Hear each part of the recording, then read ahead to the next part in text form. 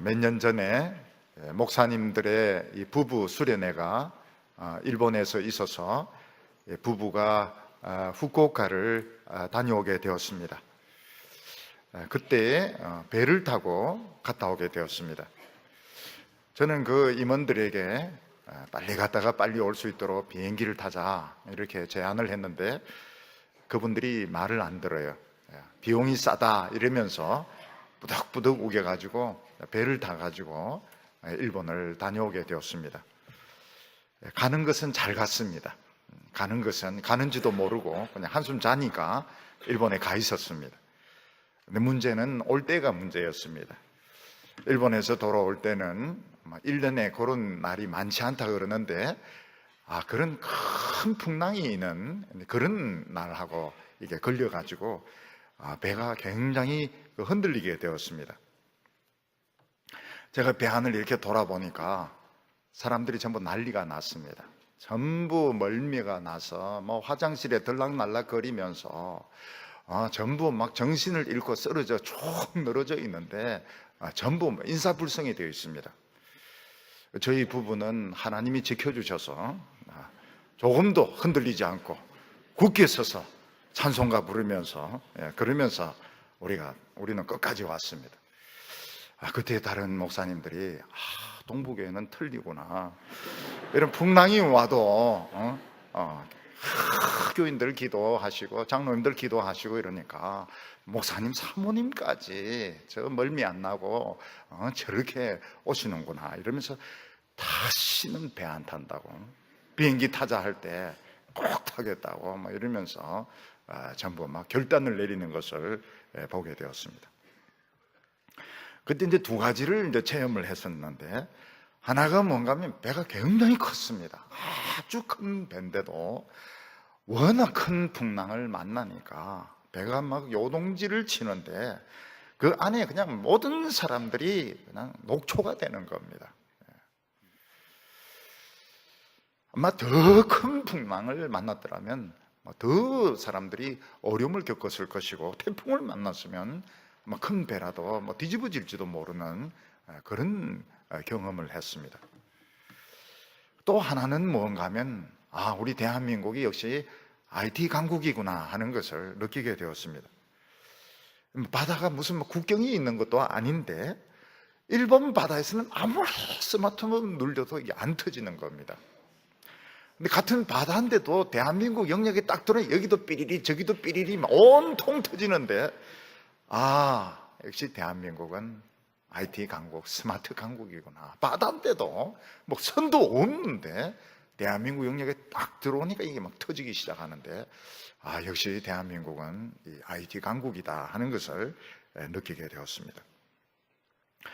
이 영화 같은 것을 보면 미국 같은 데서도 이게 안 터지가지고 사람들이 산에 올라가고 나무에 올라가서 막 눌리고 이러는데 대한민국은 그럴 필요가 없습니다. 대한민국은 안 터지는 데가 없습니다. 웬만한 데는 이게 다 터지는 겁니다. 지금 우리나라가 지금 이와 비슷한 이런 상황에 처해 있는데, 우리나라는 큰 풍랑을 만난 배처럼 우리나라 안팎으로 지금 요동질을 하고 있습니다. 사람들이 멀미만 지금 하고 있는 것이 아니고 지금 정신이 지금 다 나가가지고 지금 나라가 어떻게 될는지, 앞으로 무슨 일이 닥칠지 지금 아무도 예측할 수 없는 이런 상황에 지금 빠져 있습니다. 옛날에는 국가의 권력은 최고 통수권자에게서 나온다, 그렇게 생각을 했습니다. 지금은 국민에게 최고 권력이 있다 이렇게 해서 국가 통수권자도 국민의 뜻을 거스리고 또 바르지 못한 방법으로 했을 때는 그 자리에서 내려오게 되고 형사처벌을 당하는 이런 우리가 경험하지 못했던 엄청난 지금 이런 변화들이 일어나고 있고, 그분을 돕고 또 지시를 따라서 했던 사람들은 다 기업가라든지 교수라든지 장관이라든지 지금 다 지금 감옥에 들어가 있는, 경험해보지 못했던 지금 엄청난 소용돌이가 지금 나라 안에서 지금 일어나고 있습니다. 거기에 비해서 우리나라 밖에서는 어떻습니까? 국민의 뜻 같은 건 아무 상관이 없습니다. 우리나라를 밖에 벗어나면 역시 강대국의 통치자의 의지에 의해서 군사력이 강하고 경제력이 강하고 큰 나라 통치자들의 그런 의지에 의해서, 그들의 생각에 의해서 우리나라가 막 요동지를 치는데, 이게 우리나라가 지금 어떻게 해야 되는지, 뭐 사드를 설치해야 되는지 말아야 되는지, 지금 나라 안팎으로 지금 다른 바람이 불어가지고 지금 난리를 치고 있는 가운데 온 국민들은 지금 멀미를 하고 지금 정신이 하나도 없는 그런 가운데 있는 것입니다. 지금 학자들이 이야기하고 언론이 이야기하고 세계 전문가들이 이야기하는 것은 여기까지입니다. 나라 안에 권력이 어디서 나오는가, 우리나라 밖에서는 지금 어떤 변수에 의해서 우리나라가 지금 왔다 갔다 하느냐, 그것까지만 이야기하고 있습니다. 근데 세 번째가 남아 있습니다. 그게 뭔가 하면 우리나라는 역시 IT 강국입니다.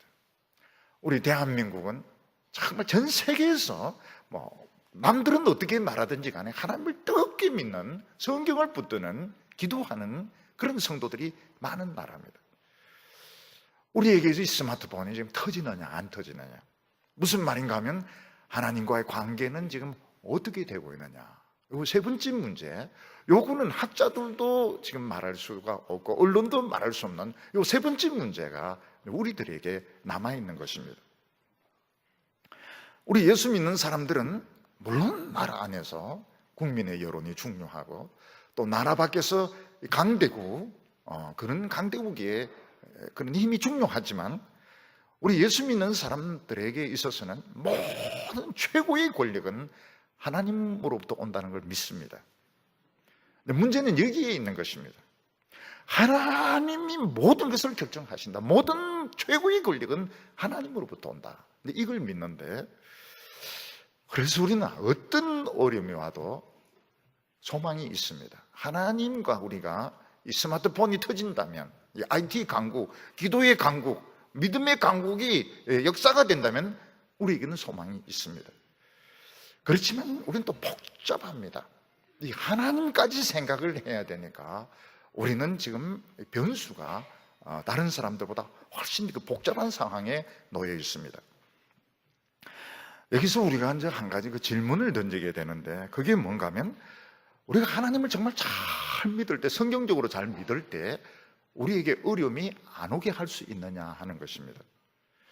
그럼 그렇지가 않아요.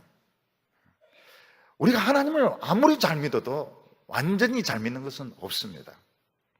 그리고 어려움이 안 올 수는 없습니다. 그래서 이제 이게 복잡해지는 것입니다. 하나님을 잘 믿어도 어려움이 온다면 잘 믿을 필요가 뭐가 있느냐 하는 것입니다. 오히려 이 세상에 하나님을 안 믿는 사람들, 하나님을 안 믿는 나라들, 그런 나라와 그런 기업들, 그런 사람들이 더 큰 소리치고, 그런 사람들이 더 영향력을 나타내고, 그런 사람들이 세상을 더 쥐고 흔드는데, 우리가 하나님을 믿어도 어려움이 온다면 굳이 잘 믿을 필요가 뭐가 있겠느냐, 이런 생각을 가지게 되는 것입니다. 이게 굉장히 중요한 문제입니다. 굉장히 중요한 문제고, 이걸 풀어야 됩니다. 이걸 풀지 않으면 우리는 신앙에서 굉장히 요동질을 하게 됩니다. 요동질을 하게 되고, 믿으면서도 이게 제대로 가는 건지 못 가는 것인지, 오늘 우리에게 과연 이 어려움을 막을 수 있는 길이 있습니다. 있어요. 이 비밀을 우리가 이제 성경에서 찾아야 되는 것입니다. 오늘 첫 번째로는 바른 신앙으로 충분한가 하는 것입니다. 우리가 바른 하나님을 믿고 성경적인 하나님을 믿는 이것으로 우리는 충분한가? 굉장히 중요한 질문입니다. 네. 옛날 유다에 히스기야라는 이런 왕이 있었는데, 하나님의 평가에 의하면 이 사람은 제2의 다윗이었습니다. 하나님을 아주 잘 믿는, 정말 다윗의 버금가는 이런 신앙의 인물이었습니다. 보통 우리가 왕이나 대통령의 그런 업적을 평가할 때 신앙 가지고 평가하지는 않습니다. 대개 대통령이나 이런 왕의 업적을 평가할 때는 얼마나 국민들을 잘 살게 했는가, 얼마나 경제력이 그때 발전했는가, 또 나라에 어떤 위기가 발생했을 때, 지진이나 내란이나 전쟁이 터졌을 때 얼마나 잘 수습을 했는가, 얼마나 독재를 하지 않고 민주적으로 합리적으로 나라를 이끌었는가, 이런 걸 가지고 판단하지, 그 사람이 얼마나 새벽 기도를 많이 했는가, 그 사람이 얼마나 교회를 열심히 충성했는가, 이거 가지고 판단하지는 않습니다. 이스라엘도 마찬가지입니다. 이스라엘도 왕을 평가할 때 신앙 가지고 평가하지는 않았습니다. 하나님은 그렇게 평가하지 않았습니다. 하나님은 신앙 가지고 평가했습니다. 그래서 성경에 나오는 이런 하나님의 평가와 백성들의 평가는 틀립니다. 틀린데, 하나님의 평가에 의하면 히스기야 왕은 만점이었습니다. 아주 하나님은 히스기야의 신앙에 대해서 만족스럽게 생각했습니다. 히스기야는 우선 이스라엘을 신앙적으로 하나로 만드는 데 성공을 했습니다. 히스기야의 아버지가 그 아하스라는 사람인데, 이 아하스가 참 불신앙적인 사람이었습니다. 백성들은 좋아했지만 하나님은 악한 왕이라고 말하고 있는데, 성전에 방이 많습니다. 방마다 뭘 채웠는가 하면 미신으로 다 채웠습니다. 그리고 아하스가 무슨 짓을 했는가 하면, 그 성전의 제단은 모세 때부터 쓰는 거고 초라하고 조그만 것이었습니다. 아하스가 그 창피해서 안 되겠다 그래서 이방 나라의 큰 그 제단을 설계해가 와가지고 바꿔버렸습니다. 그래서 히스기야의 그 아버지 때에 예루살렘 성전은 우상으로 미신으로 꽉 차 있었습니다. 근데 히스기야는 이걸 다 청소했습니다. 방마다 그 미신에 쓰는 거, 점치는 거, 무당 쓰는 거 다 끄집어내가지고 그 예루살렘 그 시내 건너편 그 흰놈의 골짜기에 다 태웁니다. 그리고 그 제단도 부숴버립니다. 심지어는 그 모세 때 만들었던 노스로 된 밴도 있습니다. 그것도 사람들 막 빌고 있는 그것도 부숴버립니다. 그래서 성전답게 만들었습니다. 그리고 이스라엘 백성들에게는 절기 중에서 제일 중요한 절기가 유월절입니다. 출애굽의 절기, 어린 양의 절기, 피의 절기, 유월절을 안 지킨 지 오래되었습니다. 근데 히스기야는 유월절을 지킵니다. 우리는 출애굽에서부터 시작되었다. 그리고 그때 북쪽 이스라엘이 망합니다. 망하고 많이 포로로 붙들려 가는데 그 유민들이 남아 있었습니다. 유민들을 초청을 해가지고 같이 유월절을 지켰습니다. 이스라엘을 하나님을 향하는 마음으로 하나로 만들었는데 성공을 했습니다. 그리고 히스기야는 온 이스라엘 산당이라든지 또 불법 기도원 같은 데 돌아다니면서 거기 있는 우상들, 바알상들, 아세라상들 다 불태워가지고 온 이스라엘을 그 하나님의 신앙으로 만드는데 성공을 하게 됩니다. 그래서 히스기야는 무엇보다도 이스라엘을 신앙으로 하나 되게 만들었습니다. 참 좋은 일이죠. 참 좋은 일입니다.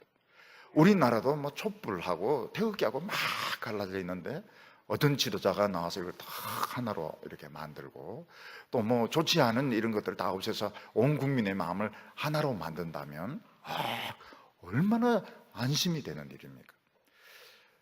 히스기야가 한 것은 그걸 해낸 겁니다. 그걸 해냈어요. 갈라져 있는 하나님의 신앙과 바알 신앙으로 갈라져 있는 것을 이걸 바알을 부수고 하나 되게 전국을 하나 되게 하는데 성공을 했습니다. 근데 히스기야 때 국제 정세가 굉장히 복잡했습니다. 어떻게 복잡했는가 하면 북쪽에 있는 이 아수르가 점점 이 강한 나라가 되어가고 있는데 아수르의 살만 에셀, 사르곤, 사네립 아주 강력한 왕이 대를 이어서 왕으로 등극을 하게 됩니다. 이 아수르의 이 강한 왕들은 남쪽에 있는 그 에집트, 애국까지 정복해서 전 세계 대국을 만들려고 하는데 당연히 애굽은 대항하죠. 그런데 중간에 누가 있는가 하면 유다가 있고 예루살렘이 있었습니다. 그래서 이 유다와 예루살렘은 딱 가운데 끼어가지고 아수르와 애굽 사이에 딱 끼어가지고 여기 붙어야 되는지 저기 붙어야 되는지 굉장히 알 수 없는 그런 가운데 있었고 이스라엘 북쪽에 있는 유다 북쪽에 있는 이스라엘과 수리함 계속 공격을 했습니다. 유다를 계속 공격을 했습니다. 성을 부수고 사람들을 잡아가는 이런 일들을 했습니다. 이게 우리나라하고 굉장히 비슷합니다. 지금 우리나라는 중국이라는 그 강대국, 또 미국이라는 강대국 사이에 딱 끼어가지고 지금 사드를 설치해야 되느냐 말아야 되느냐 이걸 하려고 하니까 저쪽에서 싫어하고, 안 하려고 하니까 이쪽하고 관계가 끊어지게 되고, 지금 이래야 되는지 저래야 되는지 지금 전부 지금 불안해하고 있는데, 북쪽에는 계속 도발을 합니다. 핵실험을 하죠. 미사일을 쏘죠. 계속 도발을 하고 있는 것입니다. 그러니까 이 국민들이 굉장히 불안한 겁니다. 우리나라 안에는 지금까지 가지고 있던 패러다임이 다 무너졌습니다. 통치권자를 중심으로 해서 이거 다 무너져 버렸어요. 지금 국민의 뜻이 이제 권력인 것입니다. 밖에서는 어떻습니까? 강대국 사이에 끼어가지고 이러지도 못하고 저러지도 못하고, 근데 바로 딱 붙어 있는 북한은 계속 도발을 하는 것입니다. 이때 히스기야는 믿음으로 나가려고 애를 씁니다. 히스기야가 한 것은 무엇입니까? 우선 우리 유다가 하나가 돼야 된다. 하나님을 믿는 신앙으로, 바알파, 여호와파 나눠지면 안 되고 여호와를 믿는 신앙으로 우리가 다 하나가 되는, 하나로 만듭니다. 그리고 유월절이라는 큰 종교, 출애굽, 우리 이스라엘의 정신, 하나님이 처음 우리를 인도해 내셨던 그 유월절의 신앙, 출애굽의 신앙을 되찾자. 그래서 이 유월절을 정말 몇십 년 만에 이걸 회복을 합니다. 그리고 북쪽의 그 망한 나라의 그 이스라엘 백성들까지 초청해서 이 유월절을 같이 지키게 됩니다. 어떻게 보면 참 좋은 일이죠. 흩어졌던 국민들의 마음이 하나가 되니까요. 근데 아수르 왕은 아주 심기가 불편한 거예요. 아수르 왕은 심기가 불편해요. 아수르 왕은 유다가 여호와파, 바알파 갈라져서 싸우는 것이 좋은 것입니다. 유월절 지키는 것이 자신에 대한 도전으로 생각하는 겁니다. 자기가 멸망시킨 그 나라 사람들까지 초청해서 같이 유월절 지키는 이 도발로 생각하는 겁니다. 굉장히 강대국의 이 통치자가 사네립의 이 심기가 아주 불편한 거예요. 그러니까 이 히스기야가 생각하면 너무너무 지금 잘 되고 있는 겁니다. 갈라졌던 백성들이 마음이 하나 되고, 망했던 나라 사람들까지 초청해서 같이 하나님께 제사 드리고, 참 좋은데 사네립은 도전으로 생각하는 겁니다. 불편하게 생각하는 겁니다. 거기다가 이제 이 히스기야의 그 정부 내각 아닙니까? 내각의 이런 그 성향이 아수르보다는 애굽 쪽에 가까웠습니다. 왕이라고 하지만 정치나 외교를 자기 마음대로 할 수 있는 것이 아닙니다. 대신들하고 의논을 해야 됩니다. 하나님의 종 이사야의 메시지는 뭔가 하면 절대로 에집트와 손잡으면 안 된다는 겁니다. 애굽과 손잡으면 안 된다. 애굽은 그 당시 문명의 나라고 군사력도 있습니다. 그러나 이사야는 절대로 안 된다는 거예요. 왜 안 되느냐? 애굽은 맨날 이스라엘 백성들이 하나님을 섬기기 위해서 떠났던 나라입니다.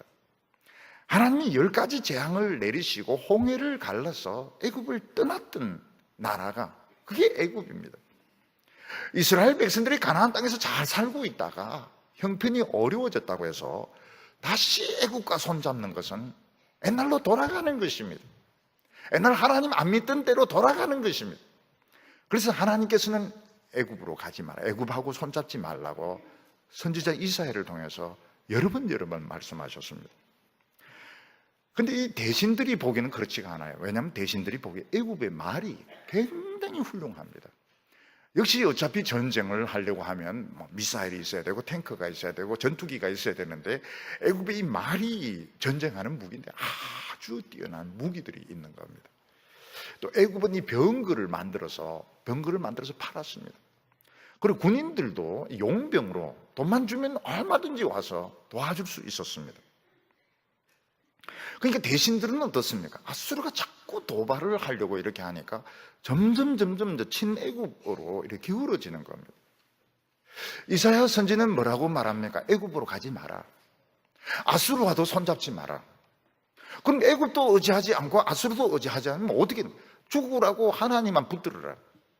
근데 사람이 생각하기에 하나님만 붙든다고 하는 건 아무것도 안 하는 거로 보이는 겁니다.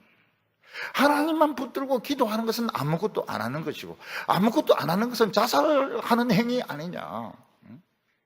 이건 무책임한 것이다. 그래서 대신들은 자꾸 이제 친애국적인 이런 발언을 하게 되고, 조공도 보내고, 말도 좀 구입을 하고 이러니까, 안 그래도 아수르 왕은 유다가 무슨 막 산당을 없애고 바알을 없애고 이것도 좀 불편한데, 유월절까지 지키고 또 말도 구입을 하고 뭐 그게 조공도 보내고 이러니까 이 아수르 왕 사네립은 자기에 대한 도전으로 생각한 겁니다. 도전으로. 그래서 우리가 이 참 정치라고 하는 것이 어려운 것이, 우리는 이렇게 참 하나가 되고 하나님 잘 믿고 이런 게 참 좋은 것 같은데, 하나님을 안 믿는 딴 나라는 이걸 도전으로 생각하고 이걸 자신들에 대한 거역으로 생각하고 이걸 이제 핑계로 삼아가지고 상황이 이제 더 어려워지게 되는 이런 경우도 있는 겁니다. 쉽지가 않아요. 오늘 크게 두 번째로 보면 드디어 이것 때문에 전쟁이 터지게 됩니다. 조금 전에 말씀을 드린 것처럼 히스기야는 유다 왕들 중에서 정말 하나님의 말씀대로 잘 믿으려고 참 노력한 그런 왕이었습니다. 근데 히스기야가 왕된 지 14년이 될 때에 드디어 아수르 왕 사네립은 대군을 이끌고 유다를 공격하게 됩니다. 그때 유다는 46개 성이 함락되게 됩니다. 46개 성이라고 한 것은 웬만한 성, 웬만한 도시는 다 파괴가 되는 것입니다. 그리고 유다 백성들 20만 명이 포로로 끌려가서 노예시장을 통해서 전 세계에 팔려가게 됩니다. 우리는 유다 백성들이 포로로 끌려갔다, 노예로 끌려갔다 이러면 바벨론이 멸망했을 때 그때만 주로 생각을 하는데, 히스기야 때도 20만 명이 넘는 유다 백성들이 노예로 끌려가서 노예시장을 통해서 전 세계에 팔려갔던 것입니다. 그때 이사야 선지는 유다를 어떻게 비유했는가 하면, 머리 정수리부터 발끝까지 성 한 곳이 하나도 없는 만신창이 환자다, 이렇게 말하고 있습니다. 무슨 말인가 하면, 이 유다는 나라가 병들었는데 어떤 성 한 곳이 하나도 없는, 머리 꼭대기부터 발끝까지 성 한 대라고는 없는 그런 중환자라고 말했습니다. 어떤 분이 이제 교통사고를 당했습니다. 근데 너무 많이 다쳐서 머리부터 깨어져가 발끝까지 깨어지고 찢어지고 온몸이 이제 피투성이가 돼가지고 이제 응급실에 실려왔을 때, 그 응급실 의사들도 뭐라고 판단하면, 이 환자는 안 되겠다. 왜냐하면 머리 끝부터 발끝까지 깨어지지 않는 데가 없고 찢어진 데가 없고 너무 많이 상했기 때문에 이 환자는 좀 살기 어렵겠다, 이렇게 판단을 하는데, 이사야가 진단한 그 유다와 예루살렘의 모습이 완전히 성 한 대가 없는 그런 중환자의 모습이었던 겁니다. 거기다가 유다 백성들, 유다 관리들의 도덕적인 해이는 극심했습니다. 어느 정도로 극심했는가 하면, 유다 관리들이나 백성들 중에서 이 사창가를 출입하지 않는 사람이 없습니다. 뇌물이 없으면 이 아이가 되지 않습니다. 겉으로는 하나님을 믿는데 하나가 되었습니다. 겉으로는 바알을 없앴습니다. 뭐 이파 저파 없앴습니다. 태극기도 없애고 촛불도 없애고 하나로 만들었습니다. 하나도 만들고 큰 우리로 치면은 뭐 부활절, 연합 예배 이런 걸 드렸습니다. 그러나 안에 들어가 보면 얼마나 도덕적으로 썩었는지 전부 사창가를 다 다니고 있고 음란한 짓을 저지르고 있고, 그들은 이 도덕적인 해이가 너무 심했던 겁니다. 머리 끝부터 발끝까지 성 한 대가 없는 이런 환자였습니다. 그러면서 유다의 관리들이나 백성들은 이 히스기야의 이런 정책에 대해서 모이면 비판했습니다. 만나기만 하면, 겉으로는 왕이기 때문에 추종하는 것처럼 이렇게 했지만, 그냥 모이기만 하면 히스기야 때문에, 히스기야 이 미친놈 때문에 우리가 지금 나라가 지금 이 모양 이 꼴이 되었다고 노골적으로 욕을 하고 비판하고 반대하는 것이 이 예루살렘과 유다의 이 모습이었던 것입니다. 그리고 이 사네립이 유다 성읍 46개를 함락시키고 20명을 포로로 붙들어가고 예루살렘을 공격해 왔습니다. 그때 히스기야는 돈으로 때울 수 있을 거라고 생각했습니다. 그래서 사신을 보내가지고 우리 배상금 내겠다, 우리 전쟁 배상금 낼 테니까 돈을 요구하라. 그랬더니 이 사네립이 돈을 요구합니다. 그 돈 액수가 은 400달란트, 금 30달란트인데 이게 이제 어느 정도 되는가 하면 예루살렘에 있는 모든 음과 금을 다 끌고 가서 바쳐야 되는 것입니다. 그래서 히스기야가 그렇게 합니다. 히스기야 왕궁 안에 있는 모든 금과 보물들 다 끌어내고 성전 안에 있는 그 헌금 들어온 거 다 끌어내고, 그래도 돈이 모자라니까 헌금, 그 성전 문에 붙었던 금, 벽에 붙었던 금, 기둥에 붙었던 금 전부 다 뜯어가지고 이 돈을 맞춰가지고 사네립에게 바쳤습니다. 우리가 배상금을 낼 테니까 물러가 달라고. 사기를 당합니다. 사네립인데 사기를 당합니다.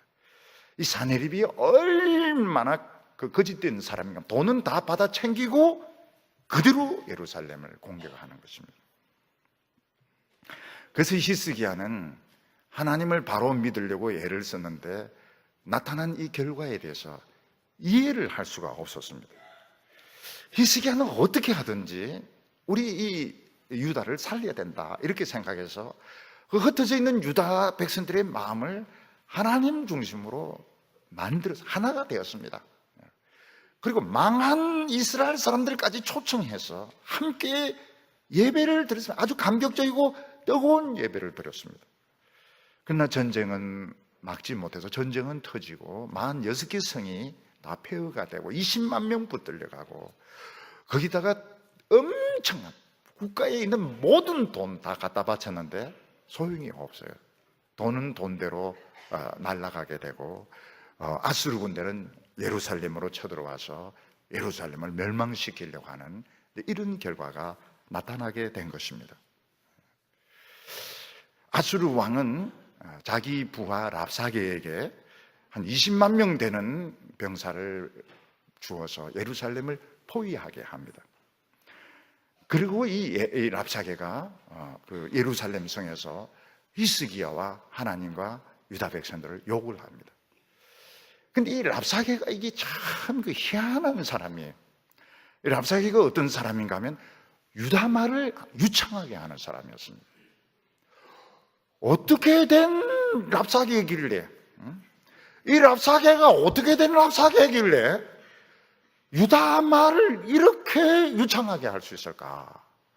그래서 학자들 중에서는 원래 유대인 출신일 것이다. 유대인 출신이 이 아수르로 귀화해가지고 아수르의 장군이 되었을 거다. 이렇게 추측을 하는데 이 랍사게는 이 유대 말을 아주 유창하게 했습니다. 그래서 랍사게는 그 예루살렘에 와가지고 군사들, 그 유다 백성, 예루살렘 백성들과 그 신하들이 성벽에 자그맣게 서 있지 않습니까?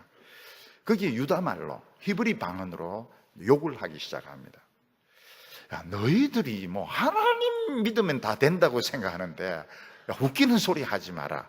하나님의 뜻은 너희들이 망하는 게 하나님의 뜻이라고 이야기를 합니다.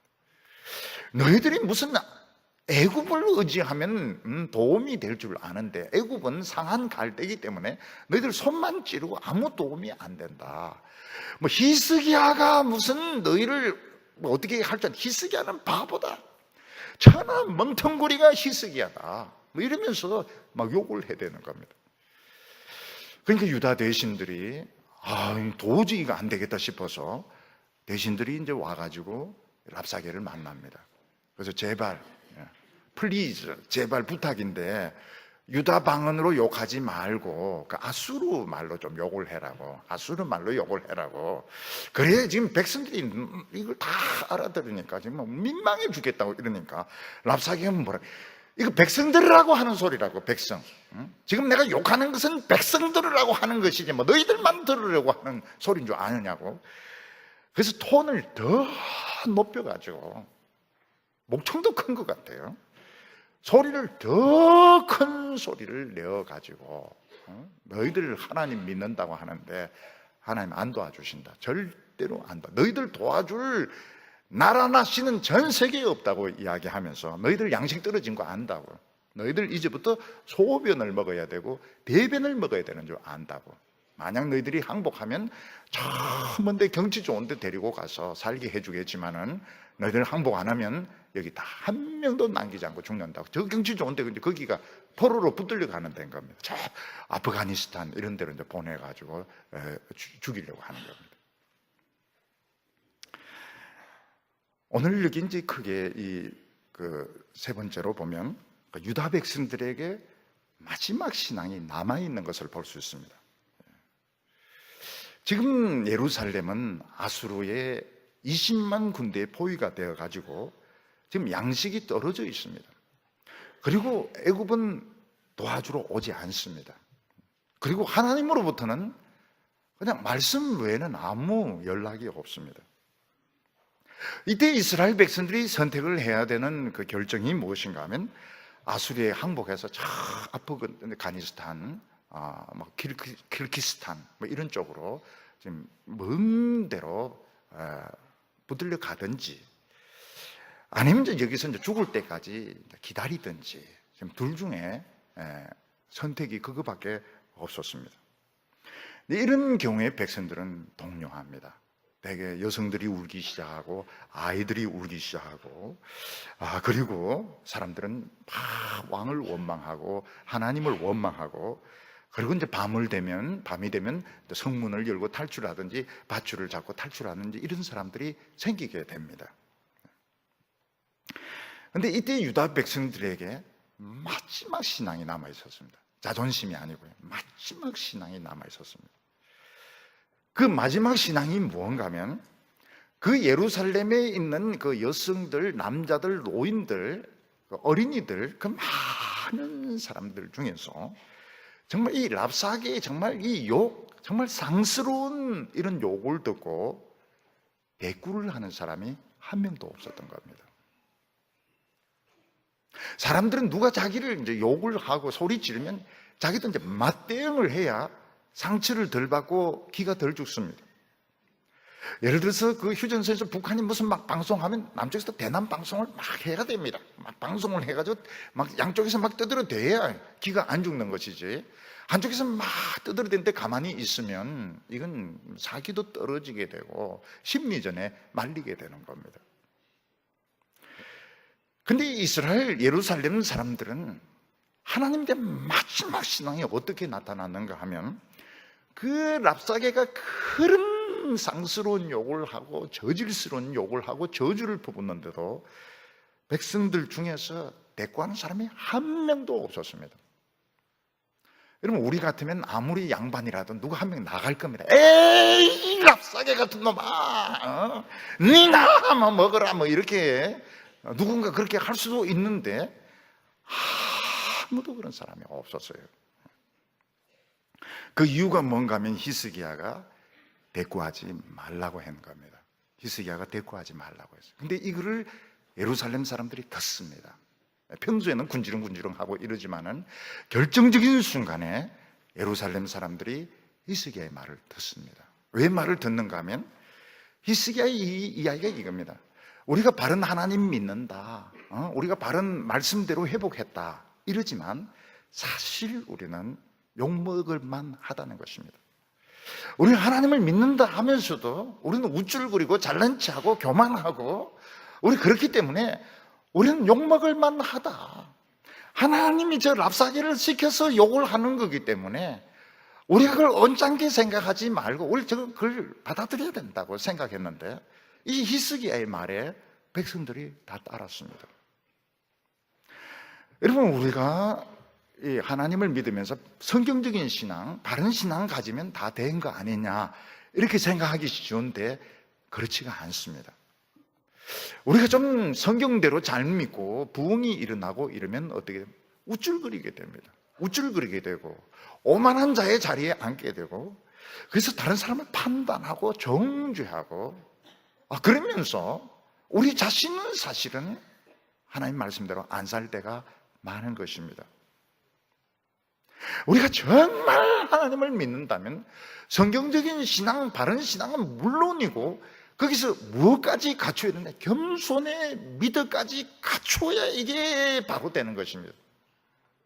우리가 진짜 성경적인 신앙을 가지고 갈빈적인 신앙을 가지고 진정한 장로교인이라고 하면 겸손한 자리까지 가야 합격인데, 대개는 그렇지가 않습니다. 아주 성경적인 분들이, 아주 칼빈을 이야기하는 분들이, 아주 보수적인 신앙을 이야기하는 분들이 남들을 판단합니다. 우습게 자신은 굉장히 그 오만한 자리에 앉으면서, 교만한 자리에 앉으면서 남들에게 많은 헌신을 요구하면, 남에게 많은 것을 요구하지만 자기는 그렇게 안 살아요.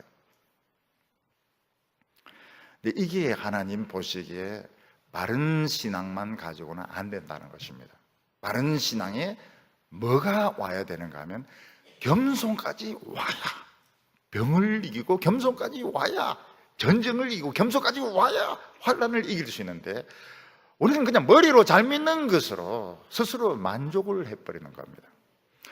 그때 하나님은 어떻게 합니까? 미친놈 한 놈도 불러 세우는 겁니다. 그래가지고 말도 안 되는 욕을 퍼붓는 겁니다. 네가 뭐 하나님의 종이냐, 네가 무슨 하나님을 잘 믿는다고 하느냐, 기독교가 뭐 썩었다, 막 욕을 퍼붓는 겁니다. 그때 이제 신앙이 덜 된 사람은 막 맞대응해서 싸웁니다. 저건 마귀고, 저건 마귀고 사탄이고, 저거는 미친놈이고, 막 맞대응을 해서 막 싸웁니다. 그렇지만 이제 좀 생각이 있는 사람은 딱 깨닫습니다. 이 하나님이 저런 사람을 시켜서 욕을 하는구나. 내가 이게 잘 믿는다고 지금 생각했지만 사실은 내가 굉장히 오만했구나. 내가 사실 다른 사람들 판단하고 정죄했구나. 어려운 사람들 무시를 했구나. 그래서 어떻게 해야 됩니까? 하나님이 저런 가시를 사용하셔서 나를 겸손하게 하신다. 그래서 묵묵하게 그냥 듣는 겁니다. 묵묵하게 들어요. 그래서 이 하나님께서 우리 잘 믿는 분들을 테스트를 하는데, 어떻게 테스트를 하는가 하면, 나름대로 지금 잘 믿고 있습니다. 잘 믿고 성공하고 있고 참 교회에 충성하고 있지만 하나님께서는 그거로는 안 된다. 진짜 잘 믿으려면 겸손까지 해야 된다. 진짜 겸손한지 안 한지 한번 확인을 해봐야 되겠다. 그래서 이제 미친 거 하나 데리고 와가 막 말도 되지도 않는 논리를 가지고 막 퍼붓고 대들고 이러는데, 막 속이 막 할딱 뒤집어지죠. 어떻게 하면 요거를 그냥 심판을 하고 토막살이는 아니지만 그냥 토막을 내어버릴까? 그러면 불합격이 되는 겁니다. 근데 진짜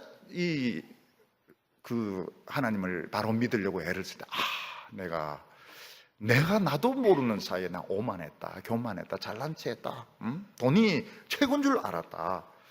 그래서 하나님이 저 사람을 통해서 나를 낮추시는구나.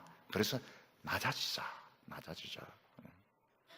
교인들에게 환난이 오고 병이 오고 어려움이 오는 것은 하나님 나를 낮추시는 겁니다. 낮아져야 돼. 낮아져야 되는데 고개를 막 쳐들고 맞짱에서 싸우고 이러면 어떻게 됩니까? 불합격이 되는 겁니다. 하나님의 신실한 백성들은 그냥 묵묵하게 대응을 안 합니다. 그러면서 마음속으로 무슨 생각을 합니까? 저 사람 지금 하는 말을 생각하면 속이 막 12번도 더 뒤집어지지만, 하나님은 내가 오만했던 것을 보시고 잘난 체 했던 것을 보시고 저런 사람을 통해서 나를 낮추시는구나. 묵묵하게 받아들입니다. 그때 하나님은 뭐라고 판단하십니까? 너 믿음이 있네. 너 마음속에 그 믿음이 있구나. 그래서 하나님께서 합격 이렇게 하시는 겁니다. 합격. 이 시험이 최고 어렵습니다. 이 시험이 의사 시험보다도 변호사 시험보다도 최고로 어려운 것이 겸손의 시험입니다. 되게 믿는 사람들이 남이 한마디 하면 자 10마디 합니다. 다른 사람이 20마디 하면 자기는 50마디 합니다.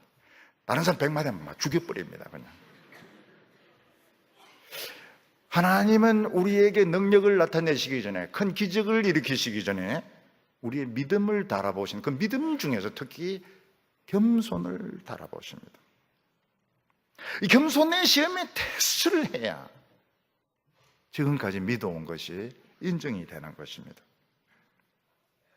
이 랍사기의 무지무지한 욕설, 히스기야를 정말 하나님은 그 다윗과 그냥 동급으로 보는데 그걸 형편없는 무능한 인간으로, 바보로 막 이렇게 이야기할 때 히스기야는 뭐라고 받아들입니다. 맞아, 내가 멍청해, 내가 바보야.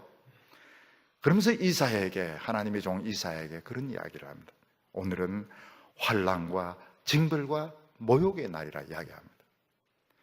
뭐 이유는 모르겠지만 하나님 나를 이렇게 낮추시는데 하나님의 뜻이 있고, 정말 나는 이런 말을 좀 들어야 돼, 이런 말을 좀 들어야 돼, 이런 욕을 좀 먹어야 돼. 오늘은 환난과 징벌과 모욕의 날이라고. 여러분, 하나님의 백성들은 얼마나 존귀한 사람인지 모릅니다. 천사보다 더 높아요. 그런데 우리는 이제 그런 걸 자꾸 잊어버리고 큰 많은 사랑과 축복을 받으면서 점점 교만해집니다. 그러다가 어떤 이상한 얄궂은 사람이 말도 되지도 않은 것을 가지고 시비를 걸고 욕하고 이럴 때, 맞아, 난 욕 좀 먹어야 돼. 그동안 나는 너무 복만 많이 받았거든. 하나님으로부터, 교인들로부터 너무 칭찬만 많이 받았거든. 욕 좀 먹어야 돼.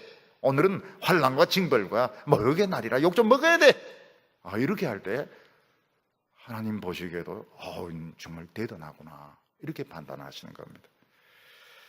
그러면서 히스기야가 뭐라고 이야기합니까? 이사야에게 지금 아기를 낳아야 되는데 힘이 없다고 이야기하고 있습니다. 산모가 아기를 낳으려고 하면 이제 끝에 힘을 모아서 애를 이제 밀어내야 됩니다. 밀어내야 돼요. 근데 이제 산모가 너무 힘을 다 빼버린 겁니다. 너무 탈진이 되어버렸어요. 아직 아기는 안 나왔는데 지금 탈진이 돼가지고 힘을 쓸 수가 없게 되었습니다. 그러면 산모가 죽습니다. 아기가 죽습니다. 다 죽는 겁니다. 지금 히스기야가 무슨 이야기를 합니까? 지금 마지막 힘을 모아가지고 이걸 밀어내야 되는데, 이 환난을 통과를 해야 되는데 지금 탈진이 되어버려가지고 힘이 하나도 없어요. 지금 이제 죽습니다. 히스기야도 죽고 예루살렘도 죽고 백성들도 죽습니다. 힘이 없어요. 멀쩡한 상태에서, 의식이 멀쩡한 상태에서 고통받으면서 죽어가는 이런 비유를 히스기야는 들고 있습니다. 근데 히스기야에게는 마지막 남은 한 방이 있었습니다. 그 마지막 남은 한 방이 뭔가 하면 기도였습니다. 기도, 스마트폰, IT, 역시 기도가 남아 있었습니다. 히스기야는 이사야에게 사신을 보내어서 부탁합니다. 기도해달라고. 뭐라고 기도합니까? 우리가 이렇게 끝날 것 같지가 않다는 겁니다.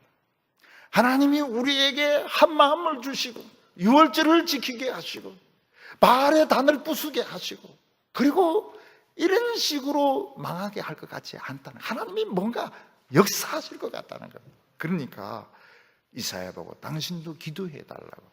우리 지금 기도할 힘이 없어요. 지금 히스기야와 유다 백성들이 너무 지쳐가지고 지금 기도를 해야 되는데 기도할 힘이 없습니다.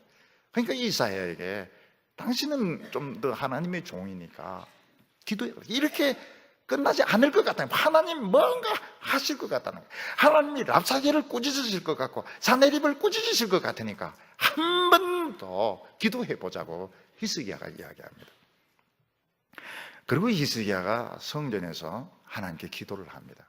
히스기야의 기도는 웅장하고 장엄한 이런 기도가 아닙니다. 하나님 있는 그대로 이야기합니다. 하나님, 지금 랍사게 하는 이야기 들으셨죠? 지금 조금 전에 막 욕을 했는데 하나님 그거 들으셨죠? 하나님 어떻게 하실래요? 사네립이 보낸 장문의 편지 전부 욕입니다. 욕. 처음부터 빌어먹을 히스기야야 막 하나님 앞에 딱 펴놓습니다. 하나님, 이거 한번 읽어보십시오. 한번 읽어보십시오. 하나님 생각은 어떻습니까? 하나님 들으셨죠? 하나님 어떻게 하실래요? 이 편지 보니까 열불이 터집니다. 하나님 어떻게 생각하십니까? 히스기야에게 하나님은 아주 리얼한 분이었습니다. 리얼, 막 웅변적이고 뭐 이런 게 아닙니다. 하나님, 우리 살고 싶어요. 우리 살고 싶어요. 하나님 생각은 어떠세요? 아마 청소년은 그렇게 기도하는 청소년들 있을지 모르겠어요. 누가 막 나쁜 핸드폰으로 막 욕을 하면 하나님 들으셨죠? 들으셨죠? 핸드폰 보면서 이거. 근데 어떤 사람은 텔레비 켜놓고 하나님 뉴스 보십시오. 하나님은 뉴스를 보여드리면 안 됩니다. 그건 그렇게 하면 안 돼요. 그러니까 히스기야의 기도는 간단한 겁니다. 우리도 급하면 기도가 간단해요. 하나님 저 살고 싶어요. 하나님 살고 싶어요. 지금 저 살게 해주세요. 우리의 지켜주세요. 끝에 가면 간단합니다. 하나님 들으셨죠? 하나님 어떻게 생각하세요? 이 편지 하나님 읽으셨죠? 어떻게 생각하세요? 우리 살고 싶은데 간단합니다. 굉장히 리얼했습니다. 우리가 하나님의 참 하나님을 믿노라고 하는데도 우리에게 어려움이 옵니다. 왜냐하면 바로 믿는 게 이게 전부가 아니에요. 우리가 어떤 때는 교회에서 잘못 배울 때도 있습니다. 진짜 바로 믿는다면, 진짜 칼빈주의라면, 진짜 개혁주의라면, 진짜 장로교 교인이라면 겸손해야 됩니다. 겸손해야 돼요. 누가 발 좀 밟아도 막 저주를 퍼붓고 그렇게 하면 안 돼요. 왼쪽 발도 좀 밟아주세요. 그렇게까지는 할 필요가 없어도 괜찮아요. 뭐 괜찮습니다. 뭐 이렇게 해야지. 막 누나를 힙입하려고 하고 이렇게 하면 그건 장로교 아무 소용이 없는 거예요. 그거는 결국은 아수르가 기분 나빠가지고 이제 오게 되는 겁니다. 바로 믿는 것이 충분한가? 충분하지 않습니다. 성경적인 신학으로 충분한가? 신학교에서는 충분하다고 이야기하면 충분하지 않습니다. 겸손의 미덕까지 갖추어야 됩니다. 그 겸손이 어떻게 겸손합니까? 누가 와서 막 욕을 퍼부을 때 맞아, 나는 욕을 좀 들을 만해요. 그동안 너무 사랑만 받았거든, 너무 칭찬만 받았거든, 욕 좀 들을 만해. 이게 진정한 개혁주의고 종교개혁 500주년이고 그게 진정한 칼빈주의지. 입만 살아가지고 그거는 하나님의 뜻이 아닌 겁니다. 그래서 이게 오는 거예요. 아수르가 오는 겁니다. 이래서 위기가 오는 겁니다. 오늘 여기 마지막 세 번째로, 아까는 게 두 번째입니다. 아까 이번에 세 번째로 하나님이 응답을 하셨습니다. 하나님은 세 가지로 응답하셨습니다. 그 첫 번째가 무엇인가 하면 이사야 선지를 보내가지고 그 랍사게가 욕한 것이 너희들에게 욕한 것이 아니고 하나님에게 욕한 거라고 말씀하셨습니다. 아수르 왕과 그 신하 랍사게는 그 히스기야를 겨냥해서 예루살렘 그 신앙을 가진 사람들을 겨냥해서 욕을 퍼부었습니다. 근데 그들이 막 거기에 대응해서 저주하고 돌 던지고 이렇게 했으면 자기들이 책임을 져야 됩니다. 근데 그들이 하나님을 신뢰하고 입을 다물고 맞아, 우리가 그동안 너무 사랑만 받았거든, 너무 칭찬 많이 받았거든, 이번엔 좀 한번 낮아져 보자, 우리 지금 욕 좀 들어보자, 그렇게 했을 때 하나님께서는 너희들 욕한 거야. 너희들은 빠져. 너희들에게 욕한 게 아니고 내가 욕한 건데 내가 좀 기분이 안 좋으려고 한다. 내가 아수르 왕에 대해서 좀 기분이 안 좋으려고 한다.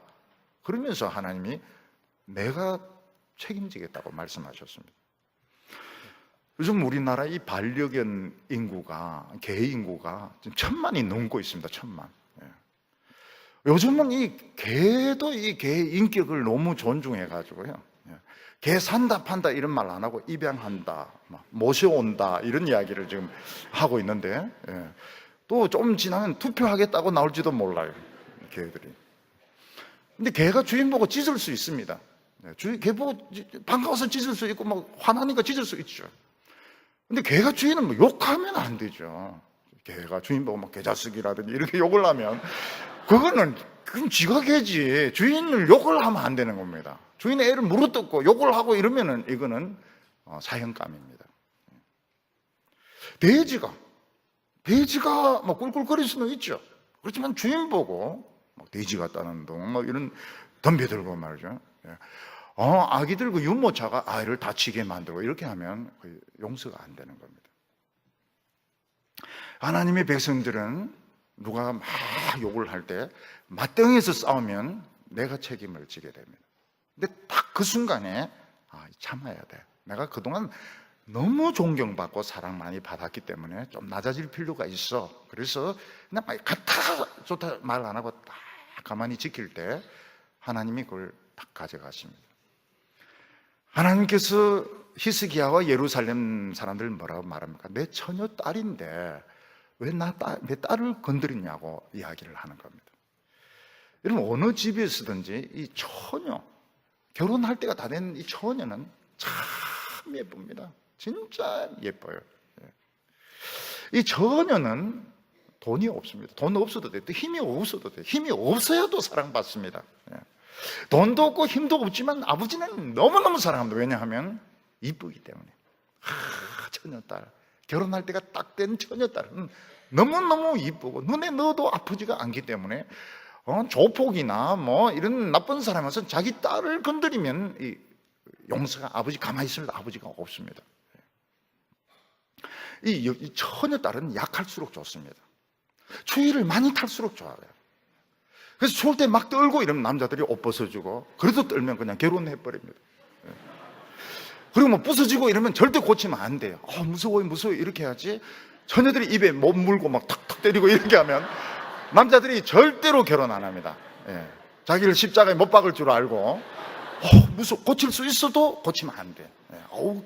무서워. 이 의자가 부서졌네. 이러면서 막 고쳐달라 이렇게 해야지. 자기 고칠 수 있다고 고치면 안 돼.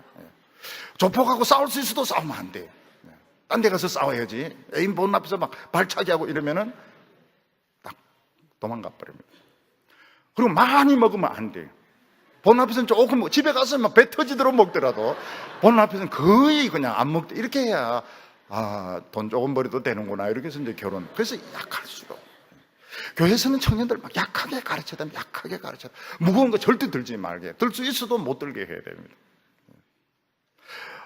저희 집에는요, 막 무거운 거 들고 이래가지고 이게 어려운 것 같아요. 무거운 거 자꾸 들고 이렇게.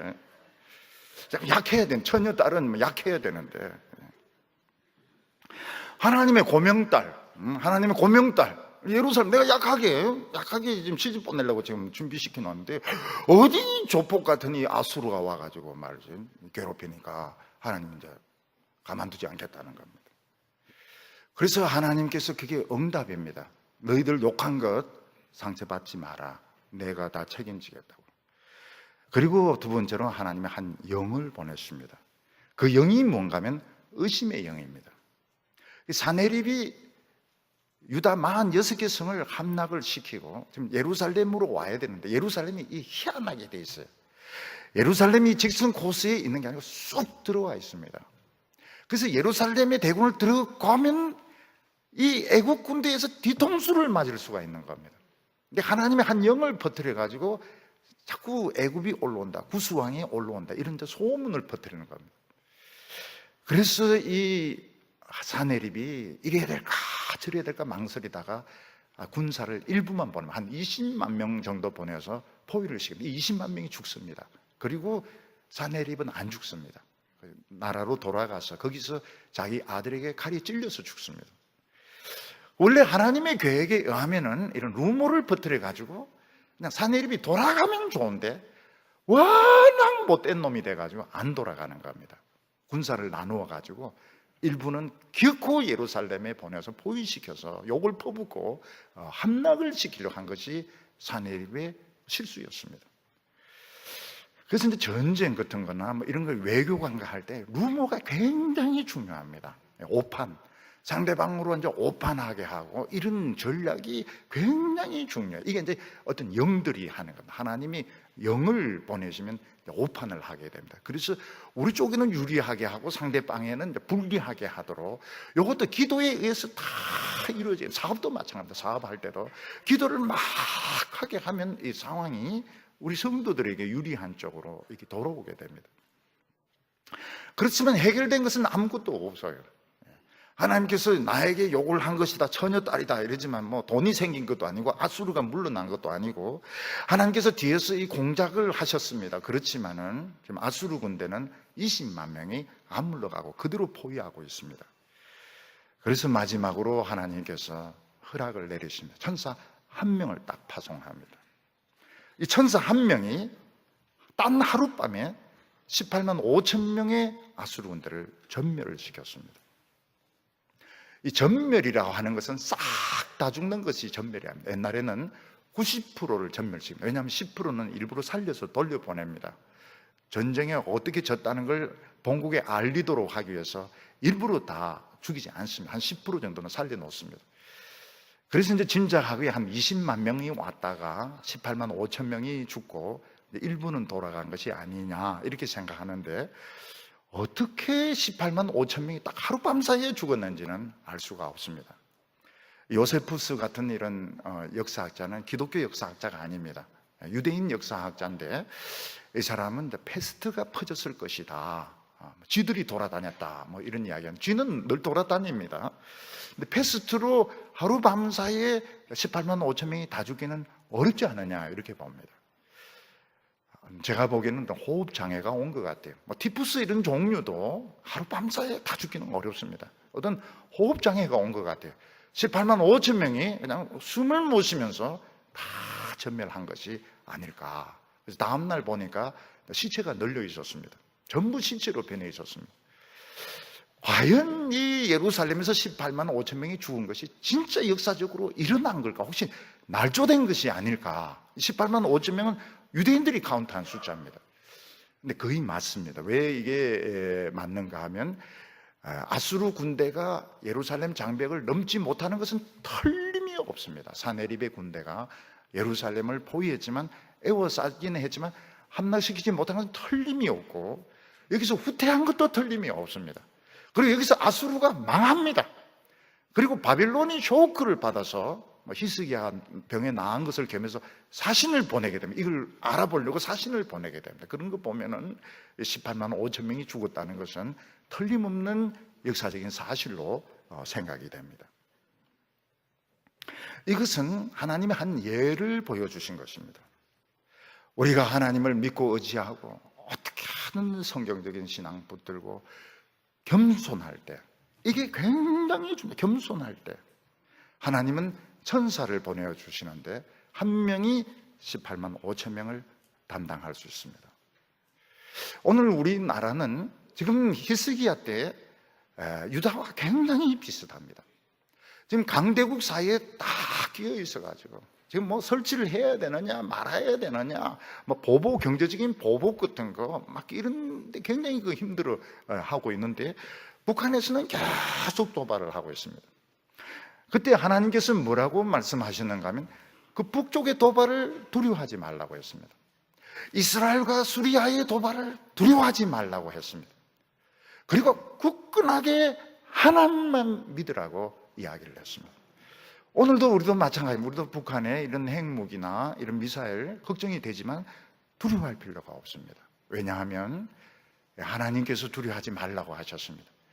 우리가 하나님을 바로 믿는 신앙 가졌지만 자만에 빠져서는 안 됩니다. 자만에 빠지는 것은 이 나쁜 신앙 가진 것 더 위험한 겁니다. 바른 신앙 가지고 교만한 것은 우상숭배와 똑같은 것입니다.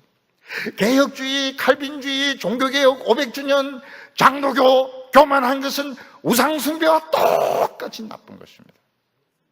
아수르 왕의 기분이 나빠요. 굉장히 기분이 나쁘고 이걸 가지고 전쟁을 막을 수가 없습니다. 우리 성도님들은 절대로 우리 입으로 자신을 칭찬하지 마시기 바랍니다. 절대로 자화자찬을 하지 마시기 바랍니다. 보기가 안 좋아요. 우리는 막 괜찮다고 생각할지 모르겠지만 자기 입으로 스스로를 자랑하고 자기 교회를 자랑하고 자기 업적을 자랑하는 것은 남들이 보기에는 굉장히 좋지 못합니다. 이거는 해서는 안 되는 거예요. 우리는 늘 부족합니다. 늘 사랑만 받았기 때문에, 축복만 받았기 때문에 우리는 우리도 모르는 사이에 오만하고 교만하고 남을 정죄하는 이런 가능성이 많습니다. 미국에서 놀랬던 것이 뭔가 하면 이 샤이, 아주 수줍어하는 이 보수적인 백인들에게 당했다는 것입니다. 이 수줍어하는 이 백인들은 여론조사에 안 나타납니다. 자기 의견도 발표를 하지 않습니다. 근데 투표할 때 다 이 뚱뚱한 이 백인들, 뚱뚱한 백인들, 기독교인들 전부 가서 투표했는데 언론도 모르고 학자들도 모르고 정치인도 모르고 그냥 당했다고 이야기하는 겁니다. 오늘 우리나라도 감사한 게 보면 우리 크리스찬들이 되게 이런 위기가 왔지만 지킵니다. 자기 자신의 신앙을 지키고 묵묵하게 기도합니다. 굉장한 힘입니다. 굉장한 힘이에요. 뭔가 해야 되는 거 아닌가? 뭐 우리나라가 무조건 하나가 돼야 되는가? 하나가 되면 더 좋죠. 하나가 되면 더 좋죠. 큰 행사하면 더 좋죠. 그렇지만 하나님은 겸손한 걸 보십니다. 우리 성도님들 바른 신앙 가정은 기본이고 누가 뭐라고 기분 나쁜 소리 한다고 해서 눈을 쟁반같이 크게 만들지 마시기를 바랍니다. 눈을 그렇게 붉게 뜨고 뭐 한마디 하면 10마디 하고 이렇게 하면 불합격입니다. 끝까지 겸손을 지켜서 핵무기를 이기고 전쟁을 이기고 사탄의 시험을 이기고 승리하는 우리 성도들 다 되시기를 바랍니다. 기도드리겠습니다. 사랑이 많으신 하나님 아버지, 그동안 너무나도 우리에게 많은 사랑을 보여주시고 많은 축복을 내려주셔서 우리도 모르는 사이에 저희들이 오만해지고 잘난 체하고 우쭐해질 때가 많았는데 하나님께서 오늘 이런 상황들을 통해서 우리를 낮추어 주심을 감사합니다. 하나님, 저희들 다 입이 다물어지게 하여 주시고 다시 한번 하나님 앞에 우리 자신을 낮추게 하여 주셔서 사탄의 모든 시험들 하나님의 능력으로 물리치게 하여 주시옵소서.